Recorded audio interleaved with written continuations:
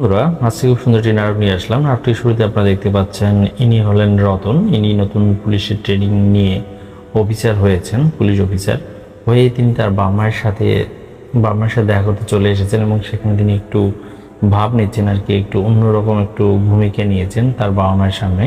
তার বাবা মা প্রথমে তাকে চিনতে পারে না, আসলে এটা কে তার বাসায় এসেছে। তারপরে তারা অবশ্য বুঝতে পারে এটাই তাদের ছেলে রতন। দেখুন তারা এক হয়ে যায়। তারপরে তিনি দেখবেন রতন তার ওয়াইফ জলির সাথে একটু খোশ মেজাজে কথা বলতেছে, কিন্তু তার ওয়াইফ জলির ইচ্ছা হলো সে ভাড়া বাসায় যাবে, মানে তার হাজব্যান্ড সহ একসাথে থাকবে, সেটা সেখানে বলে। পরের দৃশ্যে দেখবেন জলির মা তার মেয়েকে অনেক সাংসারিক বুদ্ধি দিচ্ছে, কীভাবে তার স্বামীকে সে বশ করবে সেই টিপসটাই তার মা জলিকে দিচ্ছে এবং জলি এই টিপসটি অলরেডি গ্রহণ করে এবং সে এটা আস্তে আস্তে প্রয়োগ করা শুরু করবে। আপনারা পরবর্তী সিনগুলোতে কিন্তু আপনারা দেখতে পারবেন। জলির মা অবশ্য সাংঘাতিক টেকনিশিয়ান একজন মহিলা। তারপরে দেখবেন এখানে সিনটাতে দেখতে পাচ্ছেন রতনের মা একটা মাছ নিয়ে আসে এবং সেটা জলিকে বলে মাছটি কাটতে, কিন্তু জলি এখানে এমন ধরনের একটা রিয়েক্ট করে একটা পরিবেশ তৈরি করে যেটা আসলেই সবাইকে অবাক করে দেয়। এখানে আপনারা খেয়াল করবেন যে একে সবাই আদর করে কিন্তু সে সেটা পছন্দ করে না। এখানে দেখতে পাচ্ছেন রতনের ফ্রেন্ডরা তাকে অনেক সাধুবাদ জানাচ্ছে, তার ওয়াইফ অনেক ভালো, অমুক তমুক হ্যান ত্যান এরকম কথাবার্তাগুলো কিন্তু তাকে বলতেছে, কিন্তু রতন মনে মনে ব্যাপারটা বুঝতে পারতেছে যে আসলে তার ওয়াইফ কেমন, তার বন্ধুরা তো সেটা জানে না, তাই ভালো ভালো বলতেছে। তারপরে তিনি দেখতে পাচ্ছেন যথারীতি রতনের বউ মানে জলি তাকে অটোমেটিক করবে, থ্রেট করা শুরু করবে, তাকে না বলে সে আগে খেয়ে নেবে এবং সে তা খাওয়ার কথা বললে সে বলেছিলাম মার কাছে গিয়ে যেন সে খেয়ে নেয়। এসব অনেক কথাবার্তাই কিন্তু সে এখানে বলতে থাকবে। তারপরে সিজন দেখবেন এই সিনটা অবশ্য আর একটু অন্যরকম। এখানে রতনের বাবা তার বৌমার জন্য দেশি ডিম নিয়ে আসে এবং এখানে মানে জলি এমন ধরনের একটা রিয়েক্ট করে, আসলে এটা খুব দুঃখজনক। এই সিনটা আমাকে খুব খারাপ লেগেছে বন্ধুরা। জলি বড়দেরকে চরম অসম্মান করে এই সিনটাতে। পরের সিন যথারীতি দেখতে পাচ্ছেন জলি অটোমেটিক তার হাজব্যান্ডকে খোঁচাতে থাকে, যেহেতু তার হাজব্যান্ড দারোগা, মানে রতন যেহেতু দারোগা, সে কেন ঘুষ খায় না, সে কেন এটা করে না সেটা করে না, সে কেন এক্সপেন্সিভ লাইফ ক্যারি করে না, সেটা সে এখানে তাকে একটা মোবাইল ফোন কিনে দিতে বলবে, কিন্তু সে মুহূর্তে কিনে দিতে পারবে না বলে জলি তার উপর চরমভাবে ক্ষেপে যাবে। যেটা আপনারা এই নাটকটি যদি ভালোভাবে দেখেন তাহলে কিন্তু বন্ধুরা আপনারা বুঝতে পারবেন। আমি জাস্ট আপনাদেরকে এখানে খুব সংক্ষেপে নাটকটা বোঝাচ্ছি, কিন্তু যখন আপনারা মেন নাটকটি দেখবেন তখনই বুঝতে পারবেন যে আসলে সাংসারিক জীবনের কলহটা আসলে কোন পর্যায়ে চলে যায়। পরের সিনে আপনারা দেখতে পারবেন যে যথারীতি রতন জলিদের বাসা যায়, মানে তার শ্বশুরবাড়ি যায়। সেখানে আবার জলির মা তার জামাইকে বিভিন্ন ধরনের টিপস দেয় আর কীভাবে কী করা লাগবে আর কি সংসারের কলকাঠি নড়ানোর জন্য, যেগুলো আসলে গ্রামগঞ্জে বলা হয় সেটাই কিন্তু এখানে কিন্তু বলা হবে।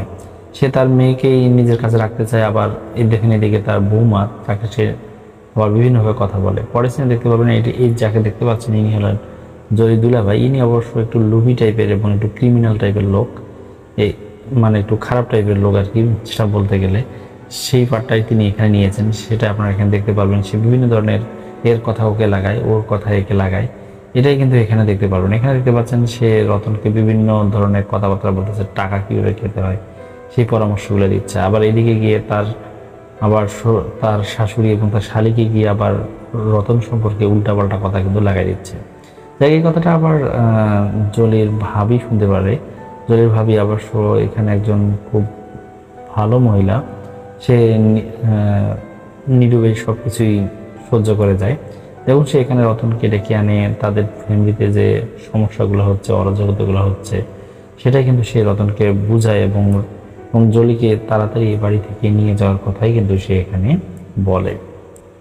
এরপরে দেখতে পারবেন যে একটা মানে অন্যরকম একটা সিন তৈরি হবে এই কথাগুলোর উপর বেস করে, যেটা আপনারা একটু পরেই দেখতে পারবেন। এই দেখুন এই ছিল সিনটা। এখানে দেখুন রতন তার ওয়াইফকে মানে জলিকে নিয়ে যেতে চাবে, কিন্তু এখানে রতন জলিকে একটা চর মারায়। দেখুন জলিও রতনকে অনেকভাবে বিদ্যুৎ করে এবং এখানে জলির মাও মানে রতনকে অনেকভাবে থ্রেট করে, তার চাকরি খাওয়ার কথা বলে, অনেক কিছু কথা বললো। এখানে রতন খেপে যাওয়ার মেইন কারণ হলো জলি রতনের মাকে নিয়ে একটা খারাপ কথা, মানে একটা কমেন্টস, খারাপ কথা বলে, যার কারণেই রতন খেপে যায়। এখানে যথারীতি জলি দুলাভাই রতনকে উল্টাপাল্টা কথা বলে, মানে যেটা হয়নি সেটা, যেটা হবে না সেটা, এভাবে সে মানে সে আসল কথা কি, সে দুপক্ষের মধ্যে কথাগুলো কিন্তু লাগাই দিতেই থাকে। এখানে দেখেন এত কিছুর পরও রতন আসবে জলির কাছে ক্ষমা চায় এবং তাকে আবার ফেরত নিয়ে যেতে চায়, কিন্তু কিছুতেই জলি যেতে চায় না। এবং জলির মাও এখানে দেখতে পারবেন যে রতনকে খুব ভালোভাবে, মানে খুব খারাপভাবে আর কি বলতে গেলে অপমান করে বাসা থেকে ঘাড় ধাক্কা দিয়ে বাইর করে দেয়। তারপরে দেখুন নাটকটি চূড়ান্ত সিন এখানে আসবে। এখানে মেম্বার সাহেব আসবেন, যিনি তাদের সংসারটা বাঁচানোর জন্য চেষ্টা করবেন, কিন্তু জলি কিছুতেই সংসার করতে চায় না। সে যেভাবে হোক এখান থেকে ডিভোর্স নিতে চায়। তার সুযোগ সুবিধা এটা দেয় না, সেটা দেয় না, বিভিন্ন ধরনের উল্টাপাল্টা কথা বলবে, বলে বলে সে রতনকে সবার সামনে ছোট করতে চায়। কিন্তু রতনের কথাবার্তা শুনে এখানে উপস্থিত যে লোকজনগুলো থাকে সবাই বুঝতে পারে আসলে রতন অনেক ভালো, এবং শেষ পর্যন্ত জলিও তা বুঝতে পারে। সে নিজের ভুল বোঝার পর ক্ষমা চেয়ে এখানে নাটকটি শেষ হয়ে যায়।